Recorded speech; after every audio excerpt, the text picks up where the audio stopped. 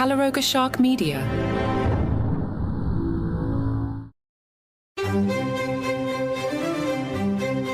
Hello and welcome to Palace Intrigue. I am your host, Mark Francis. My thanks to Deep Crown for filling in for me yesterday. I have found my bags in Atlanta. We can all carry on. Is Harry looking to rejoin the royal family? It depends on which report you believe. In one version, dubbed Operation Bring Harry In From the Cold, a source tells The Sun Harry is feeling more and more isolated in California, which is why he has been reconnecting with old friends back home. The Colombia trip also really highlighted how Meghan is comfortable stepping into the spotlight, while Harry cuts a very sulky, unhappy figure in the background. He wants to carve out a way back into royal life, back in the UK, and is seeking counsel from old friends and associates. In the other version of the narrative, Harry has no interest in returning to royal duties in the UK and remains focused on his future in the United States, according to well-placed sources who spoke with the Telegraph. Despite ongoing efforts to maintain contact with old friends and a desire to repair his relationship with King Charles, Prince Harry is reportedly content and settled in California, where he has formed an amazing new circle of friends and is engaged in several upcoming projects. Let's begin with Operation Bring Harry In From the Cold. In this version, Harry has reached out to at least one trusted advisor from his past, a figure known for their loyalty and discretion as he navigates his future in relation to the UK. According to a source, this advisor is from the old school and has been approached by Harry to discuss potential strategies for re-engaging with UK circles. One friend has already crafted a strategy that suggests Harry could begin to move back into UK society by taking on very low-key royal duties. The idea is for Harry to return to the UK with minimal fanfare, avoiding publicity, and participating in very mundane events to demonstrate his commitment and potentially regain the favour of the British public. The source explained, the friend believes if Harry comes back to the UK with zero fuss and does zero publicity and attends very mundane events, he could prove himself and win over the British public again. This approach suggests a subtle and gradual reintegration, focusing on humility and dedication rather than seeking the spotlight. Diving deeper, multiple sources noted that Harry remains in touch with a select group of trusted advisors from his time in the UK, but they are unaware of any plans for him to resume a working role within the royal fold. One name mentioned in connection with this alleged comeback campaign is Ed Lane Fox, Harry's former private secretary and a former captain in the Household Cavalry. Lane Fox has continued to maintain a connection with Harry and is involved with the Invictus Games as a board member. However, it seems there is no concerted effort to orchestrate a return to royal duties. The Duke has also kept in contact with a few old friends from his school days, although many relationships have faded, particularly following his marriage to Meghan and the couple's move to the US. The friends who have remained close are those he has acquired more recently, rather than long-standing old Etonian friends.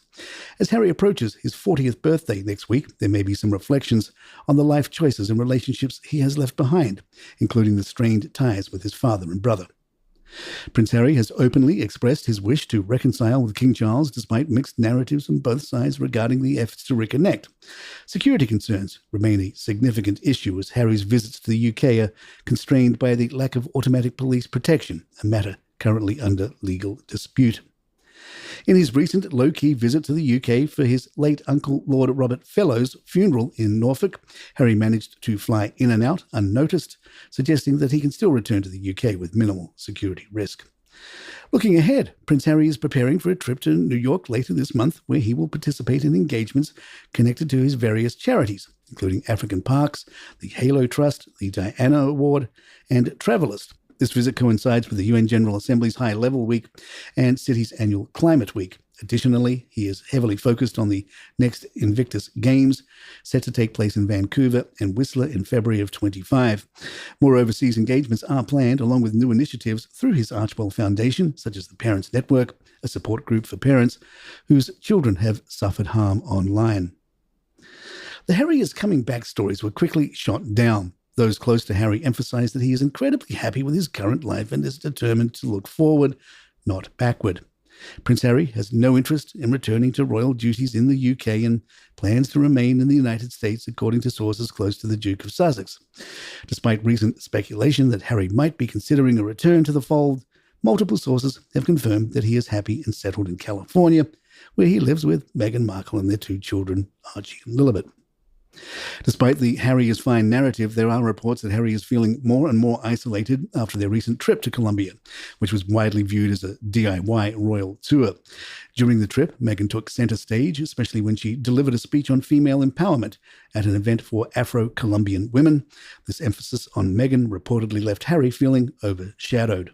Matt Wilkinson, the Sun's royal editor, commented on the trip during an appearance on True Royalty TV's The Royal Beat, stating, "A lot of it was about Meghan. A lot of the images and the words sent out to us via the Sussex press office, not just by a pool reporter. It was all about Meghan. The whole thing was created about Meghan." He added that footage from the trip suggested that Harry appeared a little bit grumpy and that he perhaps looked a bit like the Spare.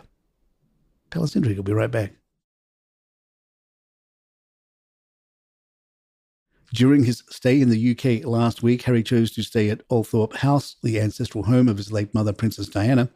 Diana is buried on an island in the middle of Althorpe's round oval lake, and Harry's connection to the place is deeply personal. In his memoir, Spare, he recalled visiting his mother's grave with his wife, Meghan Markle, on the 25th anniversary of Diana's death.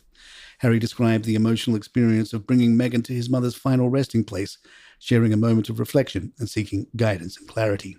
Despite the significance of the memorial service, reports indicate that the rift between Harry and William remains. Observers noted that the brothers kept their distance and did not appear to speak to each other during the event. One source told The Sun, "William and Harry were both there, but we never saw them speak to each other, and they were keeping their distance." Reverend Dan Tansey, who led the service, shared his surprise at the presence of both princes. He recounted how they greeted him after the service, with William shaking his hand first, followed closely by Harry. It was a surprise, but a really, really pleasant surprise that they had both come, the Reverend said. He also noted that while the reception after the service was relaxed and cordial, he did not recall seeing the brothers interact with each other. The service was described as a memorial rather than a funeral, and Reverend Tansey remarked that it would have meant a lot to Lord Fellows and his widow, Lady Jane Fellows, Princess Diana's older sister, that both Harry and William were in attendance. Despite the ongoing tensions, their presence at the service was a significant gesture of respect for their late uncle and their aunt. In The Guardian, Marina Hine comments on the notion that if Oasis can reunite, so can William and Harry. Hyde writes, "Praise be, for it has happened. The streams have officially been crossed. Imagine my delight to type in two of Earth's most lavishly provocative search terms, Oasis reunion and William and Harry, and find that a royal expert has already gone there. Thank you to a certain Riley Gardner, billed by The Express as both PR expert and elsewhere as a royal expert, for very solemnly informing the public that the formerly feuding Gallagher brothers, putting aside their differences, could have knock-on implications for the still feuding Windsor brothers. Listen, I've got a huge amount of time for that regal stretch of Fleet Street in which pretty much everything can be true, pretty much all of the time, even by the standards of a press routinely affronted that people don't take it seriously. Royal coverage is surely the naughty corner. From professors emeritus of body language to extreme etiquette chances, sections of the Royal Beat are the top gun of twaddle, the Miramar of making stuff up. On Sunday, I read a headline in the Mail that stated, "Duke of Sussex asks former aides to help plot return from his US exile in first stage of rehabilitation strategy." Yet intriguingly, the Mail picks up a Telegraph report and runs with the headline, "Prince Harry has no interest in returning to Britain to resume royal duties. Please don't find yourself asking, for God's sake, which one is it then?" This is the royal reporting genre. It can be both, everything, all at once. As far as brass tacks go, it's hard to say if the HRH Broasis reunion would be as lucrative as the Gallagher's one. Short of input from a royal finances expert, probably Paul Burrell, we can only speculate on the potential windfall a fraternal healing would bring for the royal family's always speculative wealth. And there you have it. If you'd like to email us, our address is thepalaceintrigue@gmail.com. Please follow us on Spotify, Apple, or the app of your choice. Write us a review, hit those stars if you're enjoying the show. Send us a voicemail if you would like. I'm Mark Francis. My thanks to John McDermott. This is Palace Intrigue, and good times.